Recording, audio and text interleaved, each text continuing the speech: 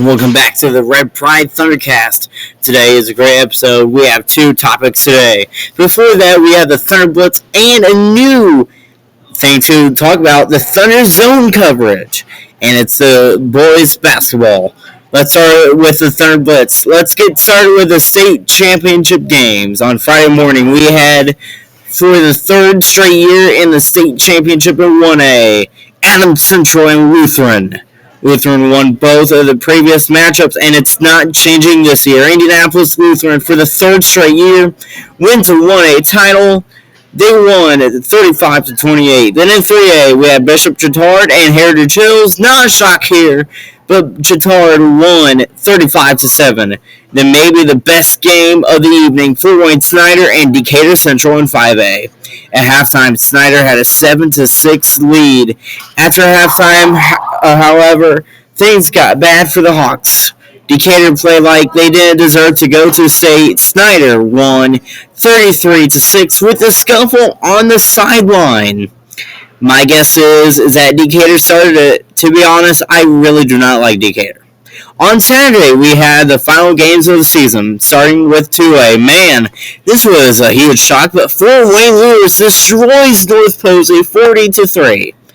In 4A, it was East Central and Northwood. Again, I'm not surprised about this, but East Central wins 42-14. Finally, in 6A, it was Ben Davis and surprisingly Crown Point. For the first time since 2017, Ben Davis wins state 38-10. Now let's jump into boys basketball. Here is the Thunder Zone coverage.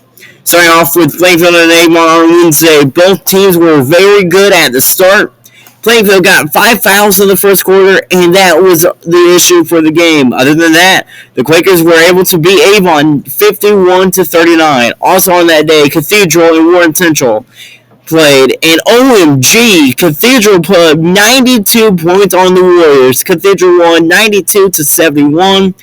Also, we had a terrible game for Eminence as they lost 74-26 to Monroeville of all teams. Then we had Terre Haute North, who is great at basketball. They beat Mooresville 54-38. Brownsburg played North Central. That was a close game. But of course, the Bulldogs win 52-48. On Saturday, Plainfield traveled to Tri-West. That game was all Plainfield from the start. Noah Smith, Colin Schmidt, and Cade Vanderbush each had a dunk en route to an 83-57 win over the Bruins. Also on Saturday, we had other good games too, starting with Martinsville and Edgewood. Martinsville won 64-54. Then we had North White Delphi. I never talk about these things, but looking at the score, I had to. They went into double overtime with North White winning it 74-72. Now let's jump into the two new topics. The first topic I want to talk about is the IHSA football 2024-2025, 2025-26 reclassifications. Entering last year, we had reclassifications with Cathedral moving to 6A and the sectionals won 5A, changing. And it was starting last year where that Plainfield played Harrison, like in the sectionals, and that may be changing next year.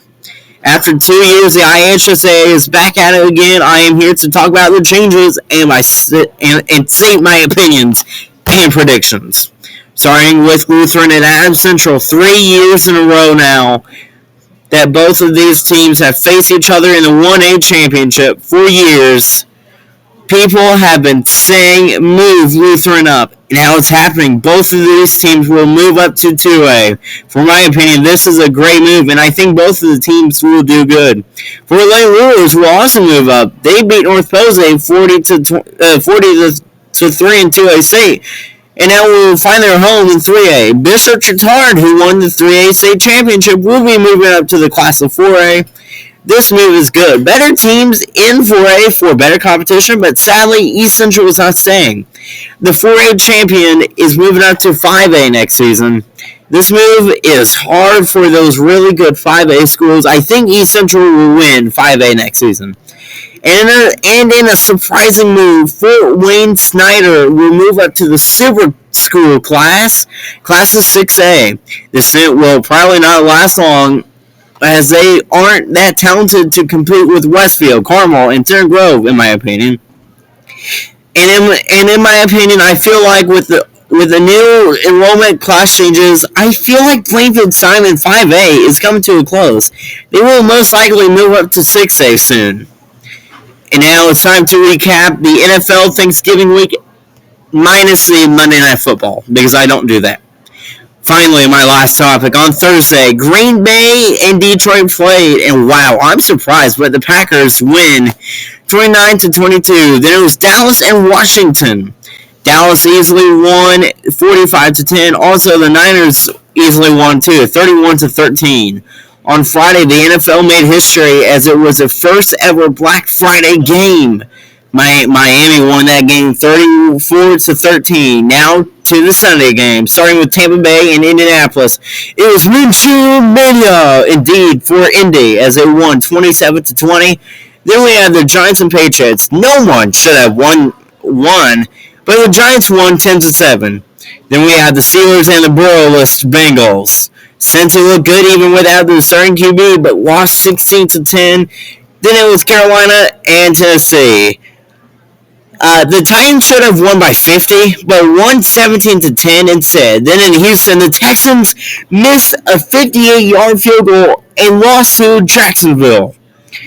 Then the Falcons took control of the NFC South and beat the Saints 24-15. The Rams had an easy win as they played Arizona. The Cardinals lost 37-14.